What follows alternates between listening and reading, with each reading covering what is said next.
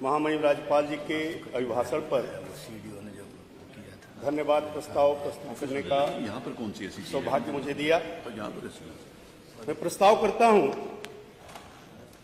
यह सदन श्री राज्यपाल जी के अभिभाषण के लिए जो उन्होंने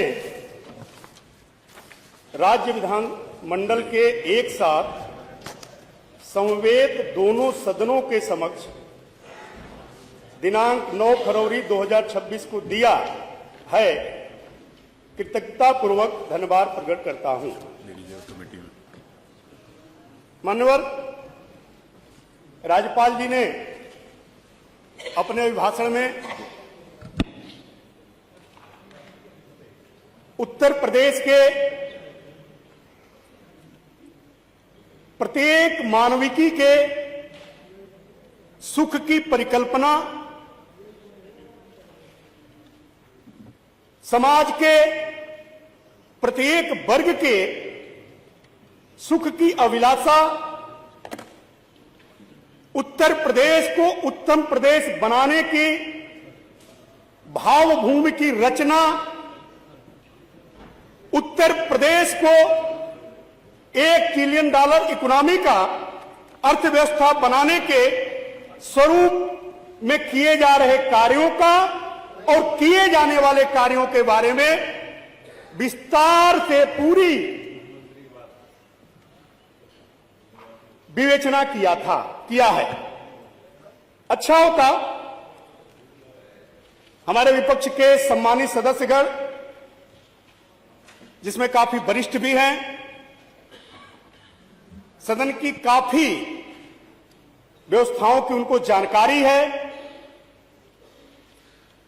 सदन के सम्मानित अध्यक्ष के पद पर भी रहने वाले लोग हैं। अच्छा होता कि सबने सुना होता, सुने होते तो उनको ध्यान में आता कि आदरणीय राज्यपाल जी ने गरीब के लिए, किसान के लिए, वंचित समाज के लिए, महिला के लिए, नौजवान के लिए, रोजगार के लिए, समाज के हर तबके के लिए अंत्योदय की परिकल्पना को साकार करने के लिए क्या क्या व्यवस्थाएं दी हैं। लेकिन कष्ट होता है कि कोई कारण भी नहीं, कोई व्यवस्था का प्रश्न भी नहीं, कोई समस्या भी नहीं, और तख्तियां लेकर के एक मातृ स्वरूपा महिला आदरणीय राज्यपाल जी का, जो पिछड़े वर्ग से भी आती है, उनका इन लोगों ने तख्तियां दिखा करके विरोध किया। एक अत्यंत, इसकी जितनी निंदा किया जाए वो कम है। ऐसा नहीं होना चाहिए। और यह मुझे लगता है कि शायद समाज से टूटन, और समाज जो इनको छोड़ दिया है, समाज जो इनको छोड़ दिया है, बहिष्कृत कर दिया समाज से, उसका ये यहां पर क्षोभ व्यक्त कर रहे थे। अत्यंत दुखद है। आदरणीय अध्यक्ष जी, अधिष्ठाता महोदय, उत्तर प्रदेश भारत की आत्मा है, संस्कृतियों का केंद्र है, विरासत का एक प्रतीक है। यहां पर प्रभु श्री राम की जन्मभूमि अयोध्या है। यहां लीलाधारी सर्वगुण संपन्न प्रभु श्री कृष्ण की जन्मस्थली है, अयोध्या ब्रज है, मथुरा वृंदावन। यहां पर विश्वनाथ बाबा महादेव की नगरी, अनादि काशी, किसी इतिहास से भी पुरानी काशी, उस काशी, वो काशी भी उत्तर प्रदेश में। आदरणीय अध्यक्ष जी, श्री विंध्यवासिनी धाम, श्री देवी पाटन धाम और सामाजिक समरसता का भाव लेकर के चलने वाले शिव अवतारी गुरु गोरखनाथ जी का गोरक्ष पीठ भी इसी उत्तर प्रदेश में। आदरणीय अधिष्ठाता महोदय, आदि कवि जिन्होंने संस्कृत में रचना किया, महाकाव्य, बताता हूं कहीं आपको बेचैनी हो रही है, वो भी बता रहा हूं, अब निश्चित रहिए, वो भी बता रहा हूं, ये भी बताऊंगा कि गाजी को चित्तौड़ा के झील में महाराजा सुहेलदेव ने कैसे मार के गिराया था, भी बताऊंगा, निश्चित रहिए, वो भी बताऊंगा। परशुराम को भी बताऊंगा। पहले वाल्मीकि जी को तो सुनिए, आदि कवि महर्षि वाल्मीकि को सुने, आदि कवि महर्षि वाल्मीकि को की आप पीठ से बात कर असल है जिन्होंने संस्कृत में श्री रामायण की रचना की। ये तो संस्कृत को समाप्त ही करना चाहते थे, संस्कृत के प्रति इनका कोई भाव नहीं है, लेकिन आदरणीय योगी जी की सरकार ने संस्कृत को संरक्षित किया। और मुझे गौरव होता है कहने में कि संस्कृत के प्रत्येक विद्यार्थियों को पिछले साल ही आदरणीय मुख्यमंत्री जी के नेतृत्व में, उनके मार्गदर्शन में उत्तर प्रदेश की सरकार ने स्कॉलरशिप देने का काम किया और लगातार चल रहा है। इस बजट में भी व्यवस्था है उसके लिए 20 करोड़। एक गोस्वामी तुलसीदास जी की का उत्तर प्रदेश है, उन पर भी बेचैनी होगी, क्योंकि श्री रामचरित मानस को तो फाड़ने जलाने का ही काम करते हैं, इनकी पार्टी करती है। एक गोस्वामी जी का भी यह उत्तर प्रदेश है। ए रसखान की भी है, बेचैनी हो रही थी। आपने बोला था कि मुस्लिम अल्पसंख्यक समाज के मकबरे और स्थलों को सुंदरीकरण नहीं कराया जा रहा है। ये रसखान की भी भूमि है। और जाकर के मथुरा में देख लीजिएगा, ब्रज क्षेत्र में उत्तर प्रदेश की योगी जी की सरकार ने रसखान जी के समाधि का भी सुंदरीकरण कराया है। यही नहीं, आपके प्रिय पात्र औरंगजेब के परिवार की ताज बीबी का मकबरा भी आदरणीय योगी जी की सरकार ने ब्रज क्षेत्र में बनवाया है। वो भी जाकर के जरूर दर्शन करिए, फातिया पढ़ लीजिएगा जाकर, ये भी बनवाया है।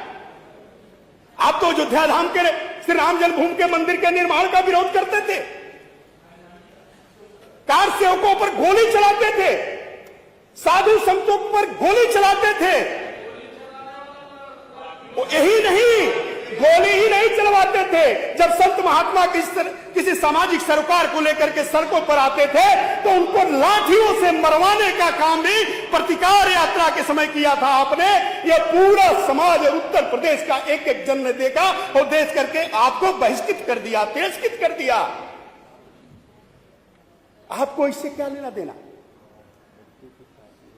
अयोध्या में आज भव्य श्री राम मंदिर बन चुका है। अयोध्या में धर्म ध्वजा भी फहरा दी गई है। आदरणीय प्रधानमंत्री जी की प्रेरणा मार्गदर्शन में उत्तर प्रदेश की योगी जी की सरकार में यह हो चुका है। श्री विश्वनाथ धाम, आदरणीय दाता महोदय, 1916 में यहां कांग्रेस के भी लोग हैं और विपक्षी दल सपा के भी लोग हैं। 1916 में पूज्य बापू जब काशी गए थे श्री काशी हिंदू विश्वविद्यालय के कार्यक्रम में, तो उस समय उन्होंने श्री विश्वनाथ धाम की गलियों के बारे में चिंता व्यक्त की थी, बहुत तीखी टिप्पणी की थी।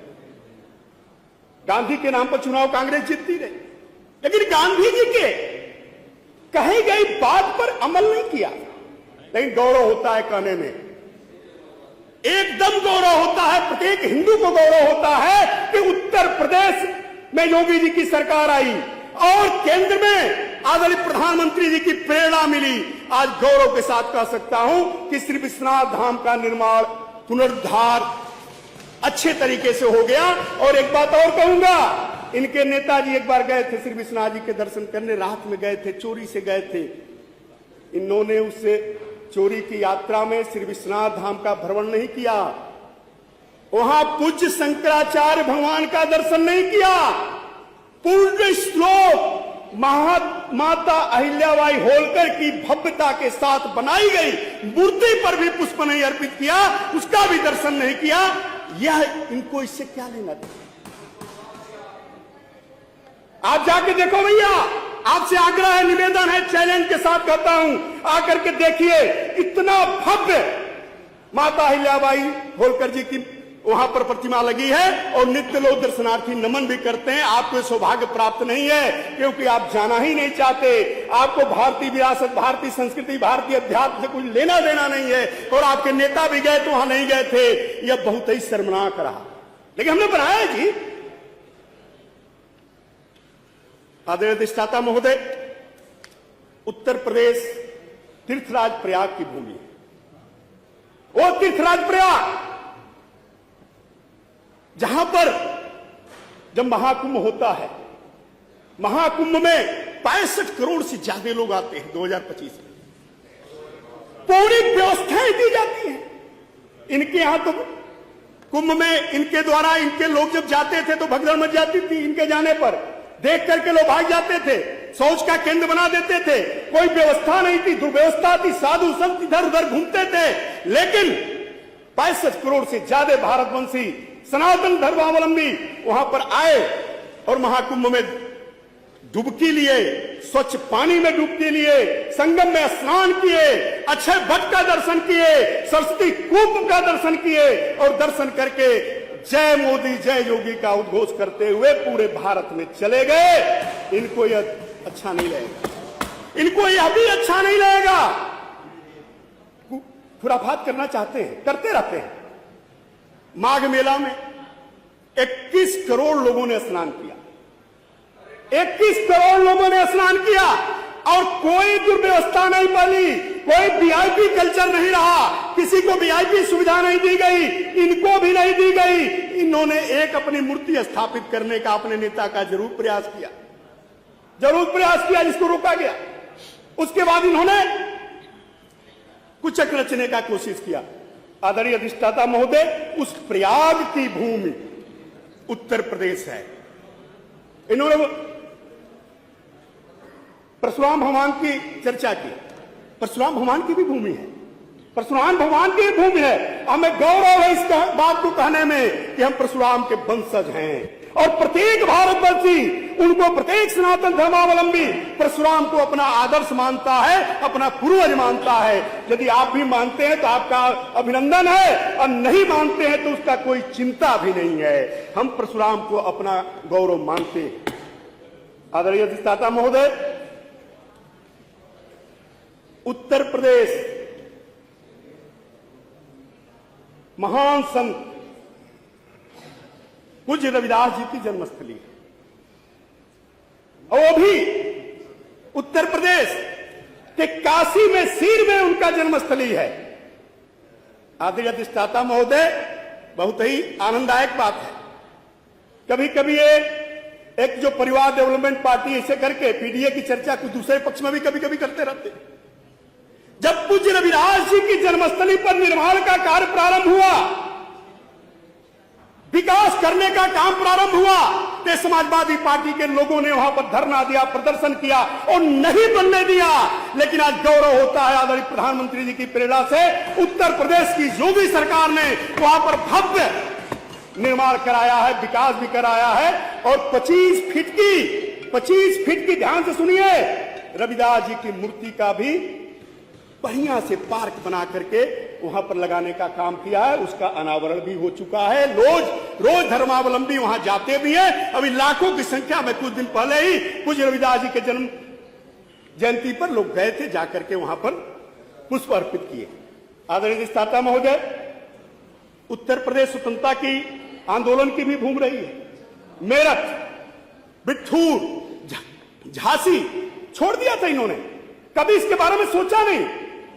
यह मंगल पाले की भूमि है, झांसी की रानी की भूमि है, यह बेगम हजरत महल की भी भूमि है। बेगम हजरत महल, ध्यान सुनिए, कभी आपने उस पर काम नहीं किया, उस पर कोई आपको गौरव नहीं था। ऐसे जो हमारे स्वतंत्र वीर थे, स्वतंत्रता आंदोलन से जुड़े स्थल थे, उस पर भी काम नहीं किया। लेकिन आदरणीय योगी जी की सरकार ने किया है और करके दिखाया है और आज गौरव होता है। हम जब राम प्रसाद बिस्मिल को याद करते हैं, अशफाकुल्लाह खान को याद करते हैं, चंद्रशेखर आजाद का पार्क हम बनवा रहे थे, पार्क जब योगी जी की सरकार बना रही थी प्रयाग में विरोध कर रहे थे चंद्रशेखर आजाद के नाम पर। यह विपक्ष का कर्तव्य है। आदरणीय अधिष्ठाता महोदय, हमारा विकास का जो स्वरूप है कि विरासत को संरक्षित करेंगे और विकास करेंगे। हमारे जो विकास का स्वरूप है वो गरीब, किसान, नौजवान और महिला है। उनके विकास का स्वरूप क्या था ये प्रत्येक व्यक्ति जानता है और वो भी जानते हैं। उनके विकास का स्वरूप था परिवार, कब्रिस्तान और माफिया।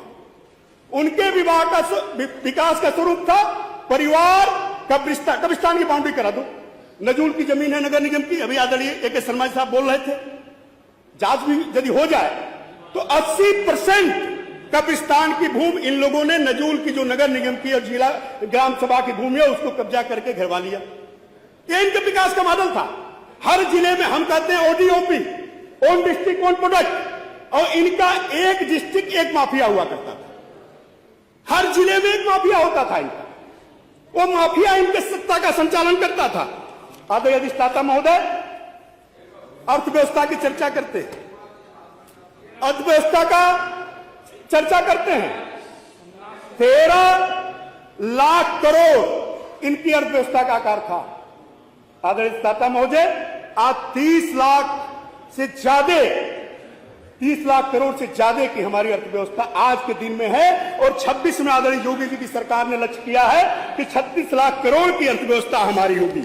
आदरणीय अधिष्ठाता महोदय, ये अर्थव्यवस्था जो है ना, ध्यान से सुनिए, ये अधिष्ठाता महोदय, यह अर्थव्यवस्था में जो 24-25 का आंकड़ा है उसमें 25.8 का योगदान हमारा कृषि क्षेत्र और संबद्ध क्षेत्र का है। आपका 14 था, ध्यान रखिए, 17 के पहले 14 था।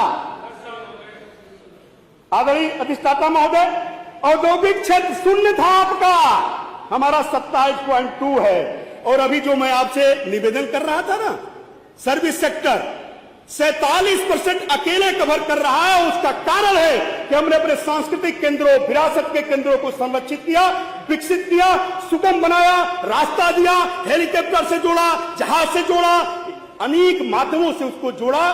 उसका परिणाम यह हुआ कि यात्री आ रहे हैं। हमारा सर्विस सेक्टर में 47% का योगदान हमारे अर्थव्यवस्था में यह 30.25 लाख करोड़ का है, उसमें मिल रहा है। आदरणीय अधिष्ठाता महोदय, प्रति व्यक्ति आय 56,000 थी। व्यक्ति के विकास से, व्यक्ति के सुख से कोई लेना देना नहीं था। आज 1.25 लाख है प्रति व्यक्ति आय। चर्चा करिएगा, देखिए बजट में दिया गया है 1.25 लाख करोड़ है बजट का आकार। इनका 3 मेहनत किए तो 3.47 लाख करोड़ का था, जो 95 से 2017 के बीच में 95 से 95 से 2016 के बीच में केवल 2.78 करोड़ बढ़ा। हमारा 9 करोड़ प्लस आज ही प्रस्तुत हुआ है। 9 लाख करोड़ से ज्यादा की अर्थव्यवस्था का आकार है। किसान आत्महत्या करता था, छोटे छोटे कर्ज के लिए आप उसको जेल में डाल देते थे। 36,000 करोड़ आदरणीय योगी जी की सरकार ने दिया और 56 लाख किसानों को किसान ऋण मोचित किया गया। आदरणीय अधिष्ठाता महोदय, किसान सम्मान निधि 3.12 करोड़ किसानों को 94,668 करोड़ से ज्यादा 21 किस्तों में भुगतान हो गया। आज खाद खरीदने के लिए, जो देहात के लोगों को याद होगा, हम लोग भी लाइन में लगे हैं। खाद खरीदने के लिए लाइन लगते थे, दुबा के पुलिस लाठी मारती। आज ऐसा नहीं होता था। आदरणीय अधिष्ठाता महोदय, ऐसा नहीं होता। उद्योग 25% वृद्धि के साथ देश में प्रथम है। हमारा उद्योग 25% वृद्धि के साथ देश में प्रथम है। 14,000 कर अधिष्ठाता, बस एक मिनट समय के हिसाब से सब लोग अपनी चर्चा करें। 14,000 कारखाने उस समय थे, आज 30,000 से ज्यादा कारखाने हैं। 84,000 करोड़ का निर्यात होता था किसी तरह, आज 1,86,000 लाख करोड़ का 1.86 लाख करोड़ का निर्यात होता है। प्रत्येक जनपद का उत्पाद जो ओडीओपी है वो ओडीओपी के माध्यम से 96,000, ध्यान से सुनिए, 96,000 एमएसएमई के यूनिट लग गए, जिसमें 1 करोड़ से ज्यादा लोगों को रोजगार प्रत्यक्ष रूप से मिला है। शिक्षा में आपको निवेदन करूं, आज अभी मेडिकल की बात हो रही थी, 81 मेडिकल कॉलेज हैं, और जो एक महोदय कह रहे थे कि हमारे जिले में नहीं है, 7 जिले में हो चुका है 81 मेडिकल कॉलेज। इसमें पहले आपके समय तक 4,540 सीट थी, आज 12,800 की सीट है। डॉक्टर नहीं पैदा करते थे, पढ़ने नहीं देते थे। एक मिनट बाद प्लीज।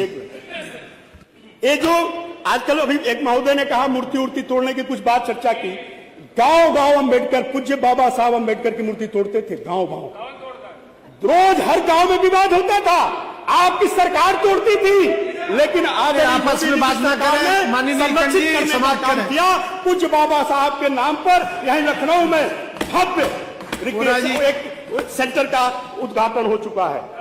आदरणीय अधिष्ठाता महोदय, विकास की यदि गाथा को गाया जाए तो घंटों में कम है।